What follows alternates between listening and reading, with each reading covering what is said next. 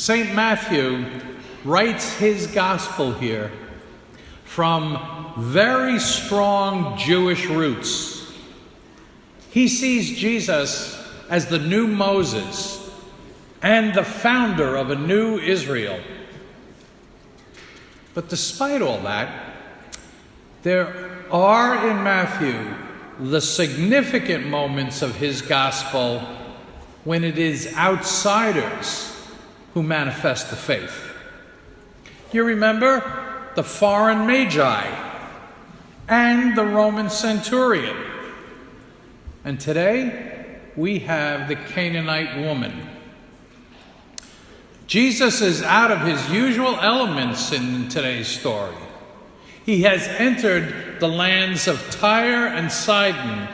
That is pagan territory. He is among people who inhabited the Holy Land long before the Israelites arrived. Jesus and his disciples would expect to meet opposition there. But they are very much surprised here. At first, Jesus is reluctant to expand his ministry beyond his initial calling to the lost sheep of the house of Israel. But this woman, she wants to hear none of that. She has no use for protocol or religious priorities. She came to see him. She calls him Lord. She recognizes him as the Son of David. Here is a pagan who expresses the faith that Jesus had hoped to find amongst his own people. She also acknowledges that God's bread was meant for the chosen people, and yet in asking for the scraps that fall from the table, she is also asking for a share of that food. That woman's faith stirs a response from Jesus. She may not have the proper religious heritage or upbringing in God's holy covenant, but she captures the faith of believers like us, who also recognize Jesus as our Lord, the one who will provide bread from God. Isn't that what we're doing today at this Eucharistic table?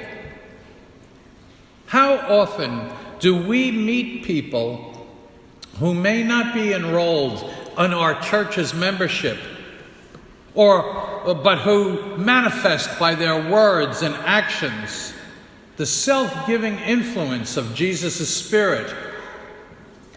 Matthew's community was expanding into Gentile territory, where it proclaimed the good news about Jesus. The Gentiles were responding, and they were entering into that community of believers. So stories like today's about the Canaanite woman, that would have helped the original Christian community accept people as brothers and sisters who they once called dogs. The Canaanite woman is a voice for all who turn to a loving God from outside of the usual religious context. She may not be an acknowledged member of Jesus' followers, but her trust in him, her faith that he is God's anointed, that is a sign to us that God is working beyond the norms and conventions that we humans set up to determine who's in and who's out. If a pagan could surprise us with faith, then who are we to limit our expectations of where and how God is at work in this world? And so the questions that beg to be asked are these. Are there any people or groups who are automatically excluded in our circle of friends or church members? Are any of those overlooked or ignored? Are there any whom we consider inferior and not worth our time? In other words, who are the Canaanites in our lives? Those who are ignored or quickly brushed aside. Jesus heard the woman's voice and he accepted her. Are we also open to the voices who call out to us for daily help? We are trying to respond to the gospel we have received by doing to others what has been done for us. That's the big part of our parish mission. Just as God has listened and responded to us, so we must be there to offer a willing ear and respond to those who express their needs to us. Once again, Jesus invites to the table the marginalized, those without authority and influence, who still have a place at this table. Look around at those present at our own Eucharistic meal today. In our world, women, the poor, divorced, gays, immigrants, if they aren't given an equal place, then what can we as a church and as individuals do about this? Because Jesus challenges us today to listen to those who are excluded. They are the ones we are inclined to look upon as dogs, or outsiders, or strangers, inferiors, aliens, not worthy to have what we have. He shows us how to listen to the very ones that we tend to exclude. What are their needs?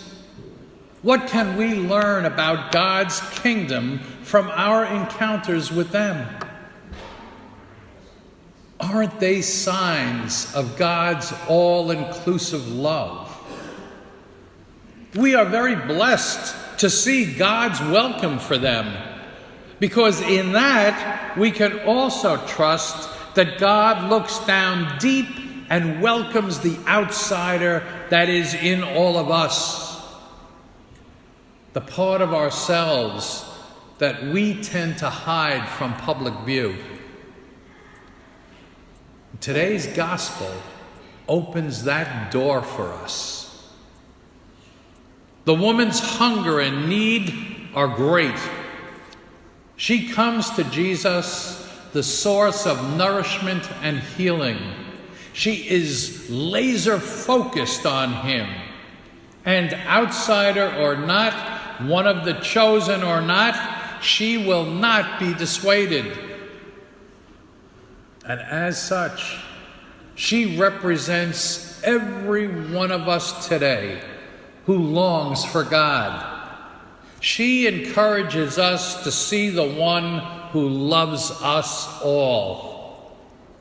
For as St. Paul frequently reminds us, we were all outsiders in need of grace. Our being here today expresses our gratitude that God has opened the door for us and welcomes us all in.